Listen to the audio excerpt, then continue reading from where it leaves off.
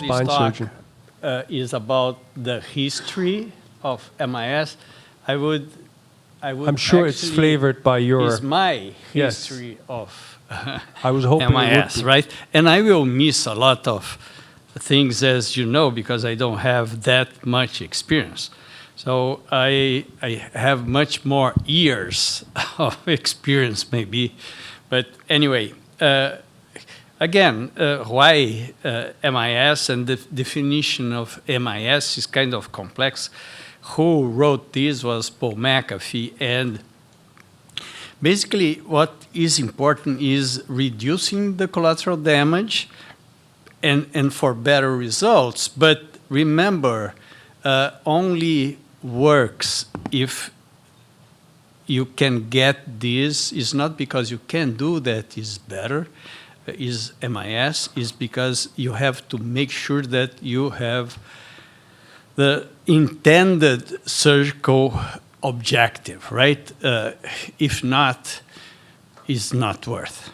And this is super important. We are now in a time that everybody wants to turn everything to MIS because they can do, and I see this with a bias because I done this, and the failures come with the time. So it's very easy to talk, very difficult to prove. So, and this graphic says a lot. So you see that there are multiple techniques, and between the indications, you see that progressively you migrate to from MIS to open procedures as the indication is more difficult, right? Again, everything in my case starts from posterior pedicle screws, percutaneous pedicle screws. I was involved in the second, not in the first, the sextant, but in the second. I don't remember anymore how long was that, but I really worked a lot in trying to make this work. The history is longer than my history, of course. It starts with Germany, but anyway, again, is my experience, right? So MIS for posterior fixation makes a lot of sense, as the posterior muscle are the stabilization muscles, right? That's why lateral makes sense. It's not the incision, it's because you avoid those muscles, right? Anyway, and this is, my opinion, a terrible indication for MIS, but it's very popular, right? You know that MIS TLIF is very popular, is actually more popular than any lateral procedure. But is it the best one? I leave for you to answer. So you know my opinion. Anyway, I never been involved on that, and although I am, but I will not say anything about that here. Will be for the future, when I have really good data.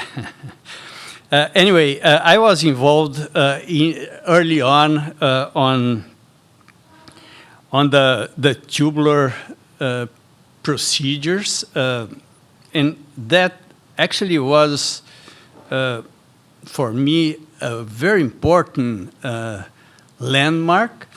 I was involved with the MED because you may know, you probably were part of this, because all these younger people, they don't know. They know the tube, that's it, but not that we had in the beginning an endoscope attached to the tube. That was the first tube, and was really difficult, the orientation, because of the endoscope, right, inside the tube, but was very nice for the group because they could see what I was doing through a very small approach. And I became good on that.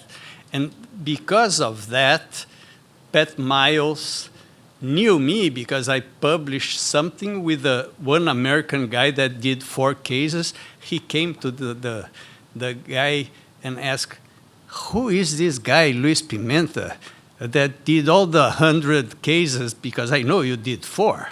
So it was maybe 104 cases we published. Anyway, and that is the beginning of my history, international history at least. So from the endoscope that was making people not adopt tubes, they removed the endoscopes. The endoscopes were dischargeable and very expensive. In Brazil, I reused about 30 times one endoscope that should be dischargeable every day. Anyway, this is part of my experience, right? And my history is endoscopic. Guess what? So I'm basically not talking in any conference anymore about endoscopes, but I start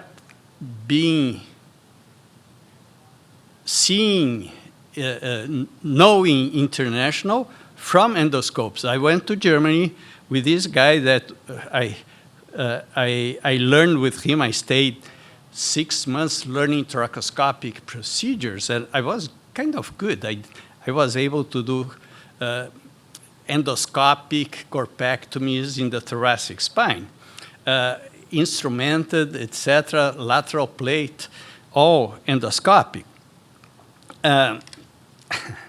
Anyway, didn't survive in my hands, endoscopes, because when we start doing laterals, looking to the psoas muscle, I had 3 portals going through the psoas. I had to dissect the fibers of the psoas, retract with pins, and then do the discectomy, throwing a long BAK cage from side to side, and was super difficult. So many times I have seen the nerve in front of me with the endoscope, and I had to avoid this, and at that time I didn't have any neuromonitoring, but was the beginning of lateral. And from lateral, this is what lateral was called, in Brazil was called letra, because it was lateral endoscopic trans. But Pat said, no, this is not a marketing name. He changed to XLIF, right? Extreme lateral transpsoas. But you see the titanium cages down in Brazil. And from my experience, we start working more and more, learning with the failures. And I always say that everybody thinks, oh, you are a genius. You came with this procedure. How you made all these inventions? I say, you don't, there is a saying in Brazil that you don't see how many shots you drink. You only see, you don't see how many times I went to the floor. You only see how many drinks I can drink, right? So anything comes with a price. Anyway, from lateral to PTP, why that? Because I already talked about this, it's much better posterior, because for posterior, for the surgery, not for lateral, both are good laterals. Lateral is one lateral in lateral position, doesn't gain good lordosis positioning.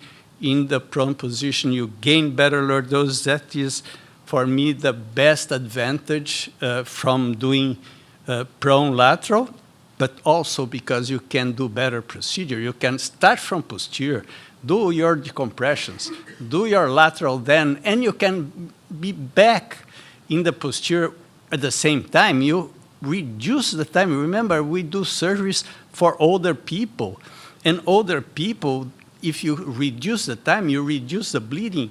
You allow older people to be submitted to procedures that before we shouldn't do.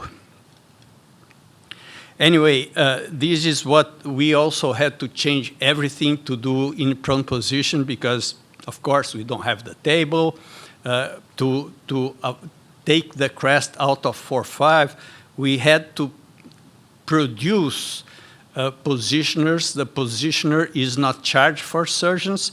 The reps bring to the OR, and you are allowed to do 4-5, super easy. We had to change the retractor. Three-blade retractor is not the best retractor, especially for the prone. And the reason is that it's heavy. And we have to fight gravity when we do in the prone position. All these we're learning that we learn by failing. Failures makes you a better surgeon. And then going more, advancing to deformity, anything is better than PTP for deformity. Lateral is not very good for deformity. Sorry, prone position is better. Prone position allows you to do at the same time things that is very difficult from doing this in lateral. And now you see all these advancements, you know, the technology coming and making the procedures even safer, better, and reproducible. Thank you very much. I think is all I should talk. I will not talk anymore. Thank you.